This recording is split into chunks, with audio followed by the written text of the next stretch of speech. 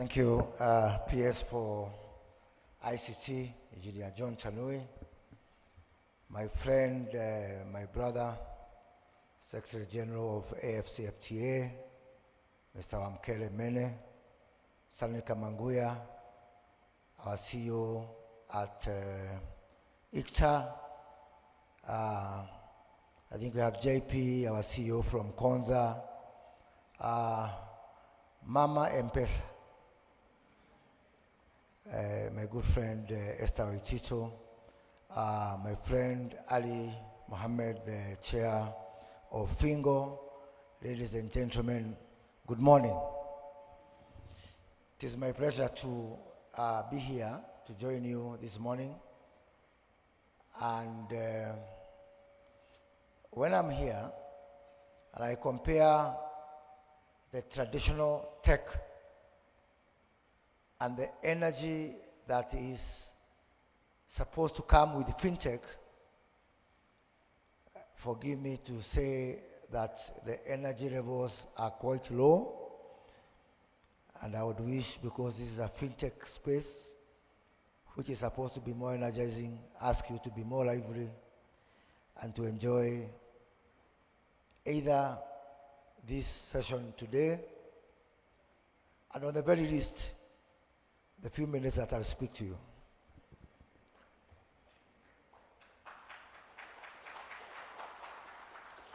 We all know that technology is not only the next big differentiator between the old economy and the new economy, particularly in Africa,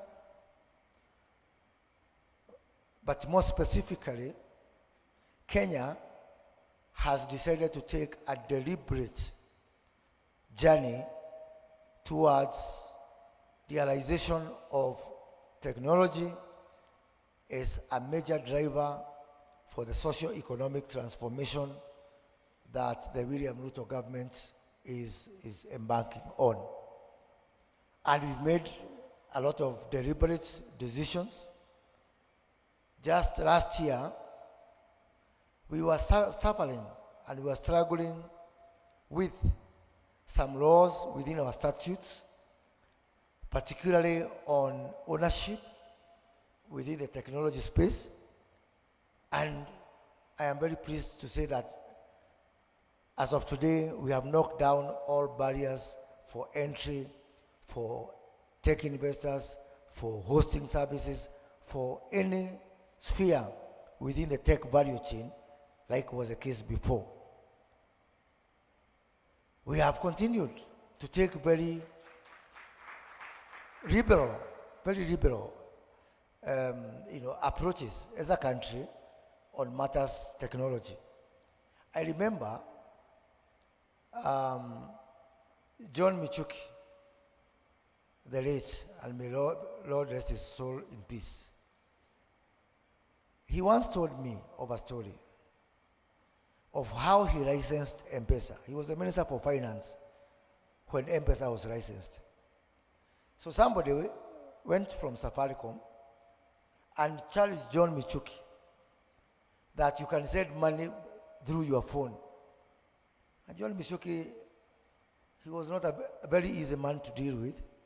So he almost drew out the person from Safaricom. And when the person insisted, John Michuki said, give me that phone, sent money to his farm worker in Kangema, somewhere not very far from Nairobi. And then when the farm worker received the money, John Michuki called him and said, is it true? He said, yes. Have we even paid every other worker in this compound? And John Michuki said, bring that paper. And that's how he licensed M-Pesa.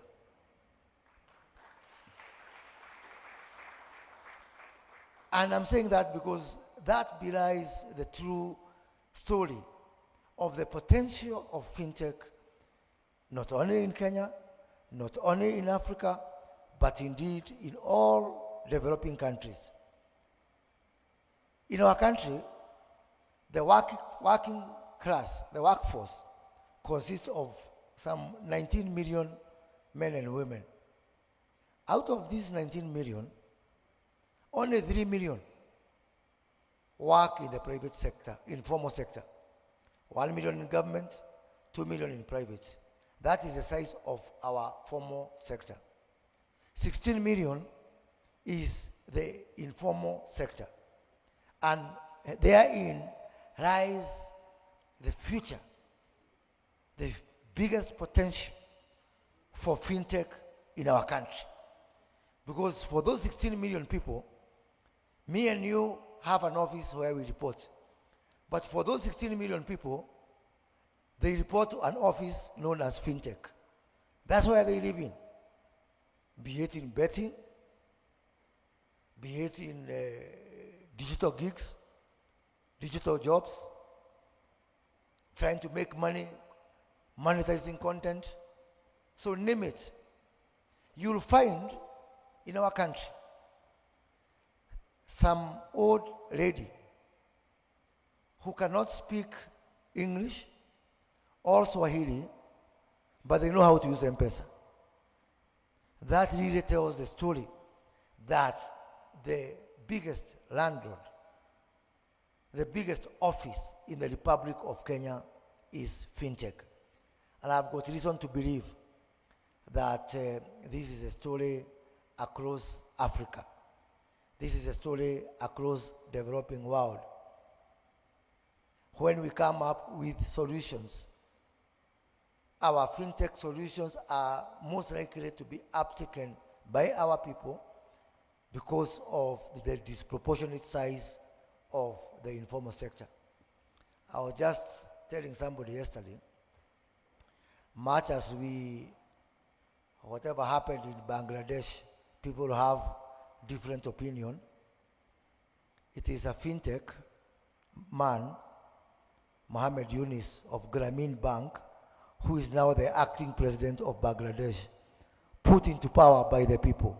That is the power of fintech.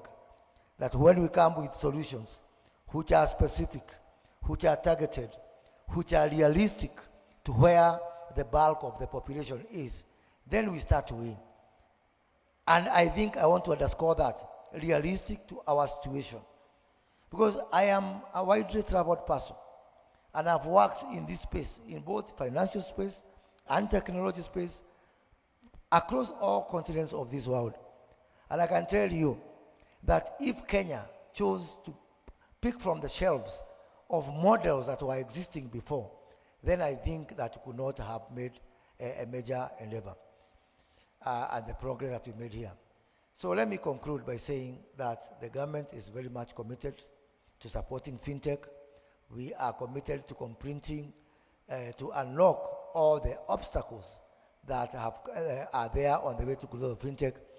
Currently, ICT sector contributes up to 9% of our GDP. By the time we are done with our current administration, we are going to ensure that that contribution rises to 15% of the GDP.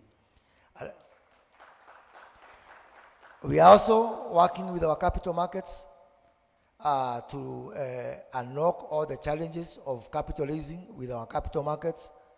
So the next time you hear of a stock market, a complete NASDAQ for fintechs, dedicated for fintechs in Africa, it is going to be in Kenya, so that you can start to integrate fintechs to be able to attract capital using the capital markets. The incentives we are providing through our Concert City, where you can get access to up to 50% of power in Kenya, where you can get the best broadband, the best connectivity. The connectivity you can get in Concert City is as good as the connectivity you can get at the landing point of the submarine fiber in Mombasa, right in the interior of the country. So I hope that the next time I meet all of you physically, we'll meet you at the concert. And I hope that the next time we all meet trying to help our fintechs is when we join Kenya, where the whole of Africa says, because Kenya has taken a lead, to set up, a digital stock market to assist our fintechs to be able to raise capital so that we can grow together. Thank you, and I wish you very good deliberations. Thank you.